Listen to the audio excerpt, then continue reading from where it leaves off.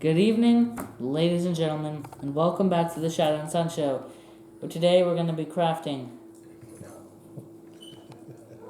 You did so well last time. Howdy, folks. Tonight we are going to be reviewing the Shadows of Brimstone Deluxe Enemy Pack, Masters of the Void. If you guys haven't gotten a chance to pick one of these up, Get it. Actually, no, I'm pretty sure you can. sorry to say, but it's really hard to find.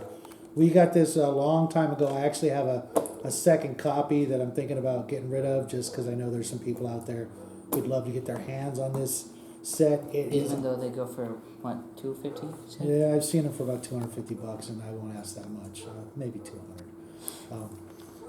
But it's a lot. The set's a lot of fun. It's really small, but it's got a couple of really cool things jammed into it for what was at the time, I think, $25.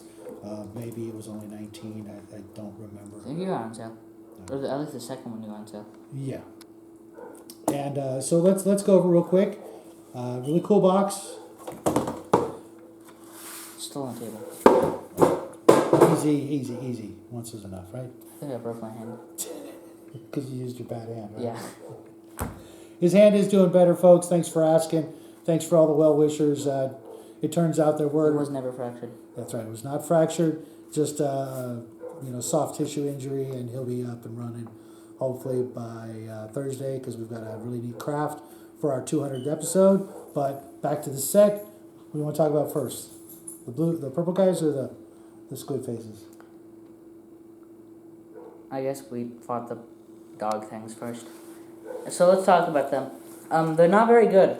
They're not as bad as we thought, but not very good. Yeah, they have one really nasty advantage. The miniatures were a lot of fun to put together and paint.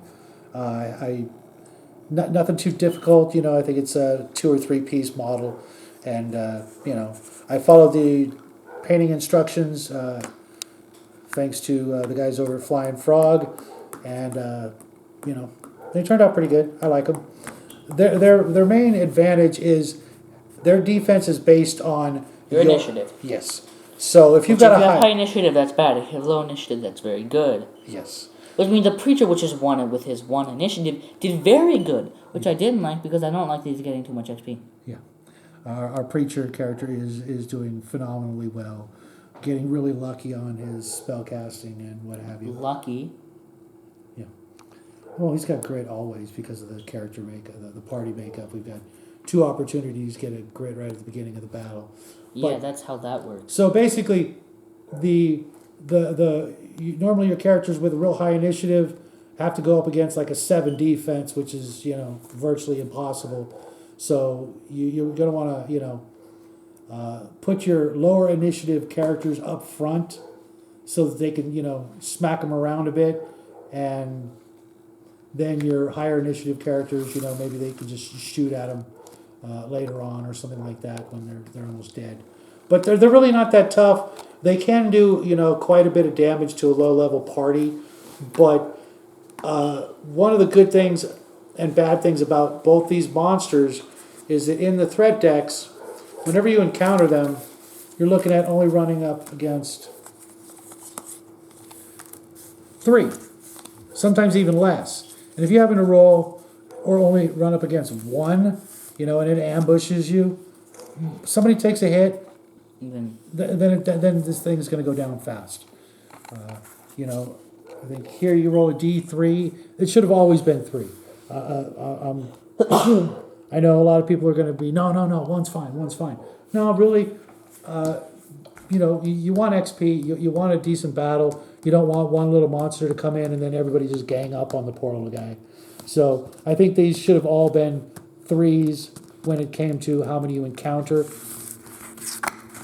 The exact same thing could be said about the Void Sorcerers. Sometimes it's a D3, sometimes it's only 1. A lot of times that happened to us. We ran into one Void Sorcerer, and he stood there trying to cast a spell, which we're going to go over the spells. This Void Chant. In his deck of spells, when you randomly draw a card, 3 of them are this Void Chant. So while he's standing around, trying to boost up the next spell he's going to cast, he's getting pummeled by the entire party, all 3, 4 to 6 players are just beating up on one sorcerer while he's trying to, boost up his spell for the next turn. Then the other spells that he has, or his Void Bolts, not too bad. It's just a little bit tougher than your average rifle shot. Some of his spells, like, what was that one? It's right there, the very first one. The Summoning Ritual. Please, bring more people to the party. We have no problem with that. You want to bring more monsters for us to kill? We're very fine with that. Up in his defense. Not very good. A bunch of horror hits. Fine. Him doing more damage. Well, if he's standing around trying to boost up his spell, and then the spell he casts is a plus damage spell, and he's done for the turn, that's 2 turns wasted on his part. So I think his spells, some of the damaging ones. They need a supplement deck that's just better spells. Yes. Because they're awful. Yeah, which is good for some people, but not good for people like us, which have gotten to the point, and especially when you have 4 people in the party, each of them are very good. Yeah. Because they're all bonus or whatever. Special promo characters. They're all promo characters, so they are all better. And I think we'd have the same effect with a brand new, party from even, Forbidden Fortress or... That is probably true. Or, just, a gunslinger, so any of the characters from the 2 base sets would have been, would have had very little difficulty against these guys. It is nice that this set does have a couple of nice artifacts. That's... Spoiler alert, in case you're like us, we don't like looking at the items, but I thought I'd show them off because a lot of the sets don't actually come with some treasure cards, which I think is just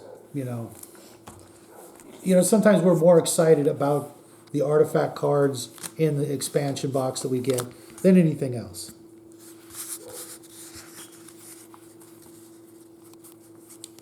And some of the sets like the gateways and the doorway sets, they actually come with a couple of artifact cards, and I'd buy all of them just for the extra treasures because that's what we're there for. Sure, we like beating up on the monsters. The mine encounters, it's nice to have a couple of extras of these and throw them in there. Unfortunately, 2 of them is void summoning. So more monsters, like I said, if you want to throw more monsters at us, we are always ready for that. Because usually we need more XP. Yeah. Especially when you realize that the skill trees have some very good things at the end of them. Yeah, and especially since the Drifter needs twice the XP as everybody else. When your party's already overpowered as it is, right. It's just more XP. Because there's a chance that they don't even do 1 point of damage sometimes. Yeah, before we take them out. Yeah, if we keep running into one of these guys at a time, it won't matter if it's on the brutal side or not because he's going to be wasting his time, sometimes an entire turn of doing nothing but standing there trying to make his next spell better. And if he gets unlucky and makes the next one just trying to make it better. Yeah, I know. Can you imagine that? Two of the same spell in a row, and then he does nothing. Yeah. That would be unfortunate. Yeah, there is always a chance that he's not going to cast a spell and he'll do that Void Bolt thing anyways. And I wanted to bring up the Void Magus. We actually didn't get a chance to run into one of these, which is an improved version. I think there should be more of these guys. Every time you have 3, one of them should be a Void Magus. It might sound brutal, what but does it actually do? It gets better stats. And +2 initiative, +1 combat, +1 health. That's okay. These were actually a lot of fun miniatures to put together too. These were actually really fun miniatures to put together. If it wasn't for the fact that none of the cards say, 4, 5, or 6 of these are encountered, I would be keeping this set just to have more of these. But since you're never going to run into more than 3 of them, unless you draw another card that says there's more, which is a statistical rarity, I don't think it's going to happen. But there you have it, folks. Anything else you want to add? No. These guys were fun. We like a lot of the monsters, we first glanced at their cards and we're like, oh gosh, I don't think we're ready to fight them. You know what? We're always ready for a fight now.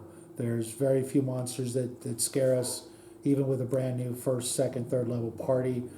We were just talking about it. We're ready to go up against not necessarily Belial or the Ancient One at first level, but we're definitely looking at some of the bigger XXL monsters, the Targa Guardian and the Darkstone Hydra and things like that. We're ready for it.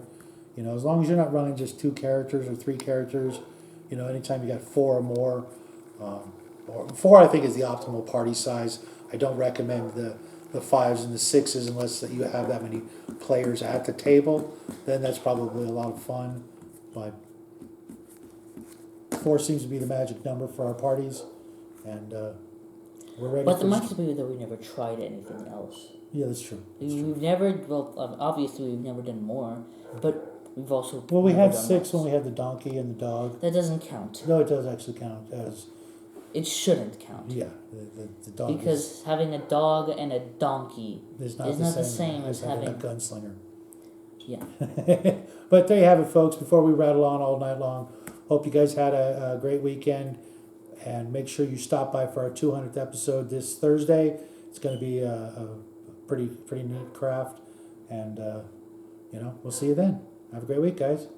Yes. Good night. Bye, everybody. Oh.